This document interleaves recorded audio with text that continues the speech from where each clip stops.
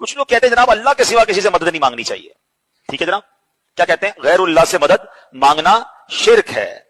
قرآن کیا کہہ رہا ہے؟ اے ایمان والو, نماز اور صبر سے مدد چاہو. نماز اللہ ہے؟ جواب دیجئے نا.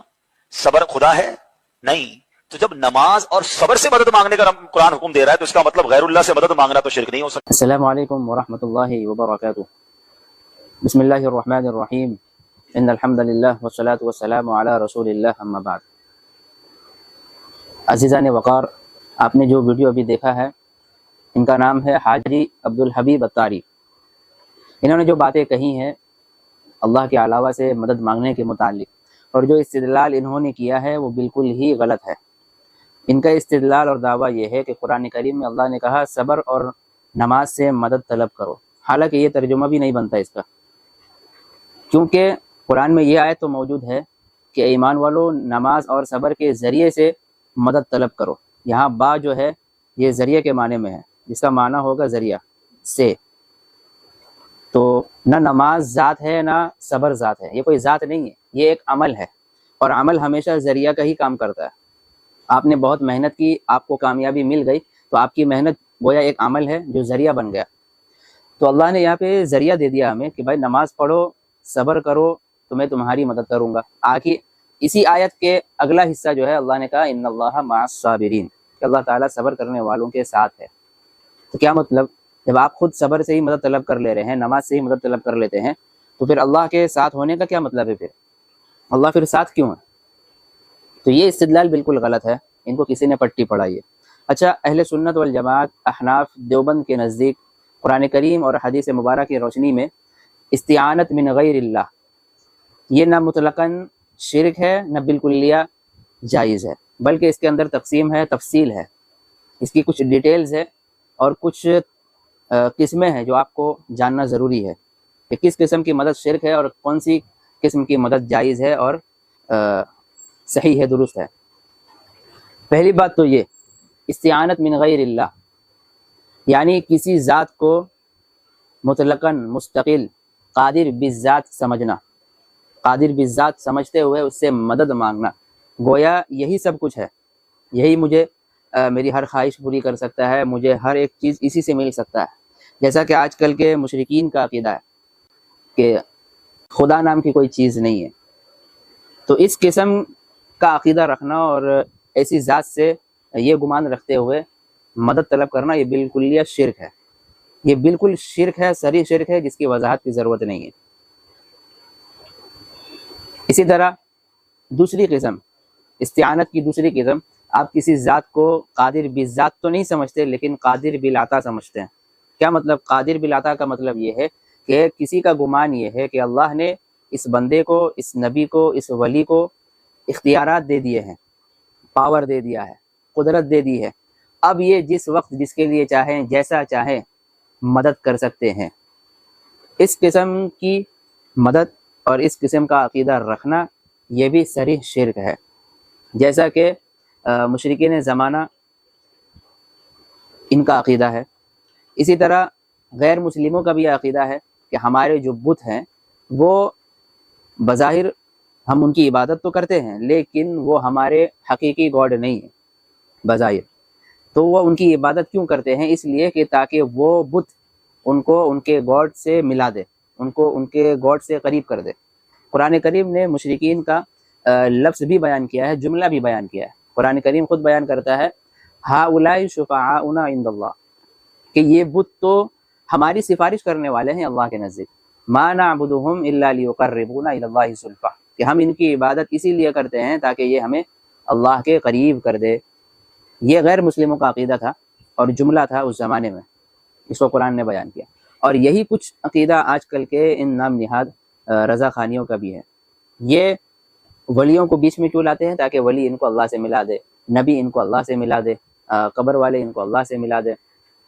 یہ ڈائریکٹ پہنچنے کو اپنے لیے ایک ناممکن خیالات تصور کرتے ہیں کہ ہم ڈائریکٹ نہیں پہنچ سکتے اللہ کے پاس, یا اللہ سے ہم ڈائریکٹ مانگ نہیں سکتے, یہ ان کا خیال ہے. جبکہ قرآن کریم نے اس کا بھی رد کیا ہے اور جگہ جگہ حکم دیا ہے کہ مجھ سے مانگو. قرآن کریم خود بیان کرتا ہے ادعونی استجب لکم, مطلب یہ ہے کہ تم مجھ سے مانگو میں قبول کروں گا.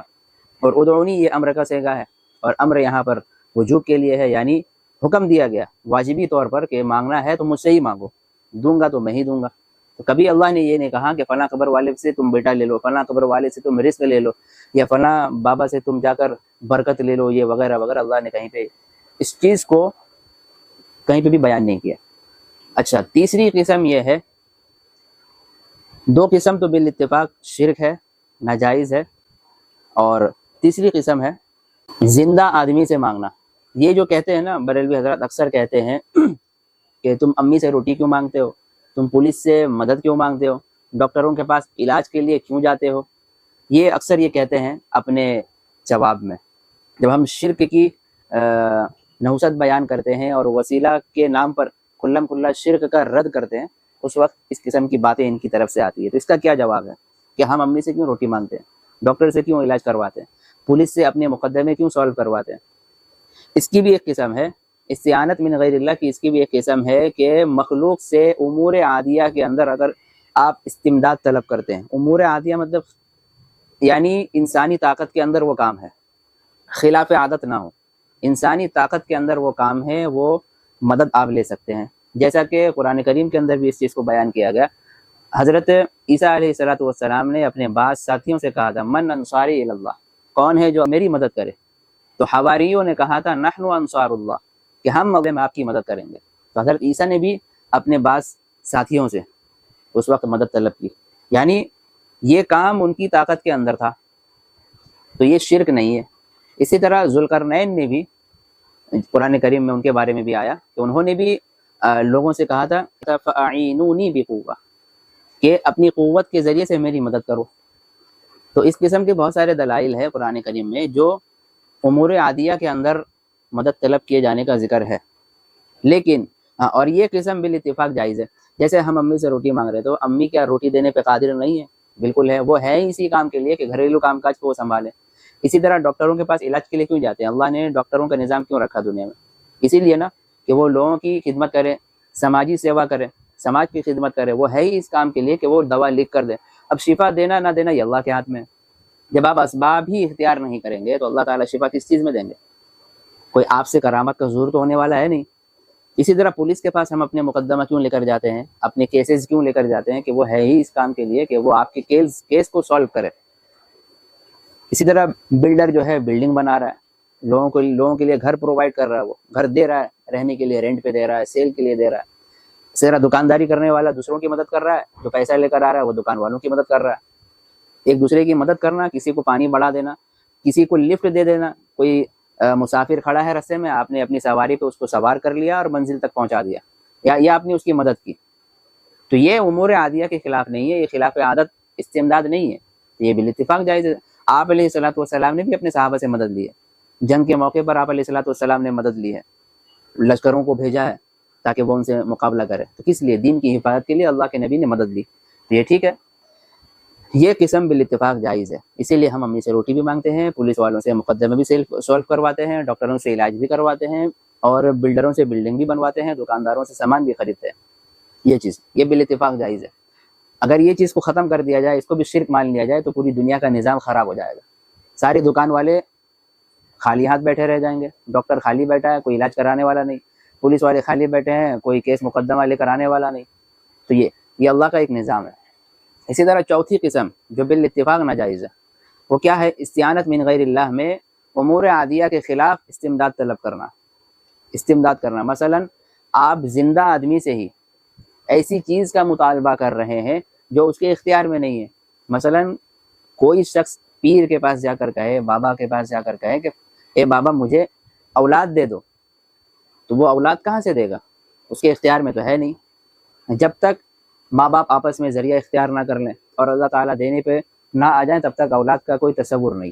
بابا کہاں سے اولاد دے گا؟ اس کے گھر پہ خود اولاد نہیں ہے، وہ خود بے روزگار بیٹھا ہے، اس کے گھر پہ خود دال روٹی نہیں چل رہی تو وہ چادر بچھا کے مزاروں پہ بیٹھا ہے، وہ خود دوسروں کے سامنے ہاتھ پھیلایا ہوا ہے، آپ اس کے سامنے ہاتھ پھیلا رہے ہیں، تو یہ اس کے اختیار میں نہیں ہے۔ آپ نے بابا سے کہا گرمی بہت ہو رہی ہے، بارش برسا دو، تو وہ برسا سکتا ہے؟ بالکل نہیں، وہ خود اس چیز پہ قادر نہیں ہے۔ تو یہ مدد مانگنا، اس قسم کی استمداد، یہ بالاتفاق ناجائز ہے، حرام ہے، شرک ہے۔ اسی قسم کی مدد آج بریلوی حضرات کے اندر رائج ہے۔ اہل قبور کے پاس جا کر اس قسم کی دعائیں کرنا کہ اے قبر والے مجھے فلاں چیز دے دے۔ اچھا، اہل قبور کے اختیار میں تو کچھ بھی نہیں ہے۔ زندہ انسان کے اختیار میں تو بہت سارے کام کاج ہے، وہ آپ کے مقدمے حل کر سکتا ہے، آپ کو علاج کے لیے خرچہ پانی دے سکتا ہے، لیکن اہل قبور جو دنیا سے فوت ہو گئے ہیں اس کے اختیار میں کچھ بھی نہیں ہے، وہ آپ کی بات تک نہیں سن سکتا۔ قرآن کہہ رہا ہے انک لا تسمع الموتى، یقیناً آپ مردوں کو سنا نہیں سکتے۔ تو آپ جب اس کو سنا نہیں سکتے اپنی بات، تو اپنی بات منوا کیسے سکتے ہیں؟ اپنی دعائیں کیسے آپ مانگ رہے ہو جب وہ سن نہیں سکتا اللہ کے حکم کے بغیر؟ تو اہل قبور کے یہاں کسی بھی قسم کی دعا، کسی بھی قسم کی مدد، چاہے وہ چھوٹی مدد ہو چاہے وہ بڑی مدد ہو، بالاتفاق ناجائز ہے، آپ نہیں مانگ سکتے۔ ہاں، آپ ان کے قبور سے فیض اگر لینا چاہیں، ان کے اوپر اصالہ ثواب کر کے اور جو ہے قبروں کی زیارت اگر آپ کر سکتے ہیں دور سے، تو یہ گنجائش ہے اس کی، جبکہ اس میں خرافات نہ ہو۔ تو یہ کچھ تفصیلات ہیں اس کے اندر جو ہمیں سمجھنی چاہیے۔ تو جتنی بھی قسم میں نے بیان کی اس میں صرف ایک قسم مدد کی صحیح ہے۔ وہ کون سی صحیح ہے؟ زندہ انسانوں سے امور عادیہ میں رہ کر مدد طلب کرنا، مثلا امی سے روٹی مانگنا، پولیس سے اپنے معاملات کی صفائی کروانا، ڈاکٹروں سے علاج کروانا، بلڈروں سے بلڈنگ بنوانا، یہ تمام قسم کی مدد جائز ہے۔ یہ اللہ نے اسباب کے ذریعے اس چیز کو دنیا کو چلایا ہے، یہ اسباب سے ہٹ کر نہیں۔ تو یہاں پر خلاصہ یہ ہے کہ ان رضا خانیوں کو اللہ سے چڑ نہیں ہے۔ جہاں ایک اللہ کی بات کی جاتی ہے وہاں ان کے پیٹ میں درد ہوتا ہے، وہاں ان کے پیٹ میں مروڑ ہوتا ہے کہ ایک اللہ کیوں؟ اس کے ساتھ کسی اور کو بھی ملاؤ، فلاں پیر کو بھی ملاؤ، غوث اعظم کو بھی ملاؤ، اور دادا حجویری کو ملاؤ، خواجہ غریب نواز کو ملاؤ، قطب الدین بختیاری کو ملاؤ، ان تمام کو بھی ساتھ میں لو، پھر آپ مدد مانگو۔ یہ تو پھر اللہ تعالیٰ کے لیے بہت ناگواری والی بات ہے۔ اللہ تعالیٰ کو سب سے زیادہ غصہ کہاں آتا ہے؟ نماز چھوڑنے پر نہیں، نماز چھوڑنے پہ تو غصہ آتا ہے لیکن سب سے زیادہ نہیں۔ زنا کرنے پہ غصہ آتا ہے لیکن سب سے زیادہ نہیں۔ چوری کرنے پہ بھی آتا ہے، اسی طرح روزے چھوڑنے پہ بھی آتا ہے، حج فوت کرنے پہ بھی آتا ہے، لیکن سب سے زیادہ غصہ اس وقت آتا ہے جب اللہ کی ذات کو آپ ٹھکرا دیتے ہیں، اگنور کرتے ہیں کہ ہم اللہ سے کیوں مانگے جب اللہ نے اختیارات باباؤں کو دے دیا ہے، فلاں پیروں کو دے دیا ہے، ہم انہی کے پاس جا رہے ہیں، ہر ایک چیز لے کے آپ انہی کے پاس دوڑ رہے ہیں۔ بھائی اللہ تعالیٰ پھر کس چیز کے لیے ہے؟ پھر اللہ تعالیٰ نے جو قرآن میں کہہ دیا اس کے اوپر عمل کون کر رہا ہے؟ پھر تو اللہ کو اس کے اوپر بہت غصہ آتا ہے۔ اسی لیے اللہ نے قرآن میں ہیڈ لائن دے دیا اور مستقل آیت اتار دی کہ بھائی نماز چھوڑنے والے کی معافی ہے، زکوٰۃ ادا نہ کرنے والوں کی بھی معافی ہے، اسی طرح بڑے بڑے جتنے بھی گناہ ہیں، کبیرہ گناہ ہے، سب کی معافی ہے۔ لیکن شرک ایک ایسا جرم ہے، ایک ایسی نحوست ہے، ایک ایسا گناہ ہے جس کی معافی تک نہیں ہے۔ اللہ نے اس کو مینشن کر دیا، ہائی لائٹ کر دیا، ان اللہ لا یغفر ان یشرک بہ۔ بات ختم یہی تھی کہ اللہ تعالیٰ شرک کو معافی نہیں کریں گے۔ نماز کے متعلق اللہ نے کبھی نہیں کہا کہ بے نمازی کو اللہ معاف نہیں کریں گے، زکوٰۃ نہ دینے والے کو معاف نہیں کریں گے، بلکہ شرک کے متعلق کہا ہے۔ تب آپ سمجھ لیجیے، آپ اللہ سے مانگیے، اسباب اختیار کیجیے، اللہ سے مانگیے، اسباب اختیار کیجیے۔ کیا مطلب؟ ڈاکٹروں سے علاج کروائیے لیکن اللہ سے آپ امید لگائیے کہ اللہ تعالیٰ شفا دے، میں اسباب اختیار کر رہا ہوں، کیونکہ دنیا دار الاسباب ہے، دار الجزا نہیں ہے۔ دار الجزا تو آخرت ہے، یہ دنیا دار الاسباب ہی ہے۔ بغیر شادی کے آپ اولاد کی امید کا تصور کیسے کر سکتے ہیں؟ مجھے بتاؤ۔ ظاہر سی بات ہے یہ دنیا اسباب پہ ہی قائم ہے، بغیر اسباب پہ دنیا قائم ہی نہیں ہے۔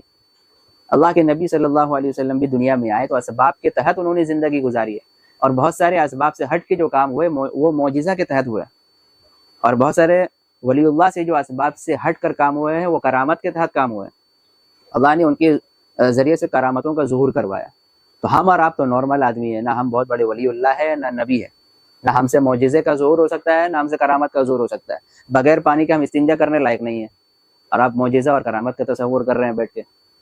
تو اس قسم کا تصور بھی نہیں کرنا چاہیے کہ ہم اتنے بھی افراط تفریط کا معاملہ نہیں ہونا چاہیے کہ کام کاج چھوڑ کے صرف اللہ سے مانگنے بیٹھ کے اللہ روٹی کھلا دے، یہ بھی نہیں ہونا چاہیے۔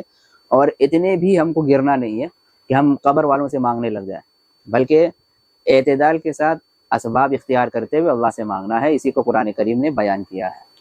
اللہ تعالیٰ آپ لوگوں کو بات سمجھنے کی توفیق عطا فرمائے۔ وآخر دعوانا ان الحمد للہ رب العالمین۔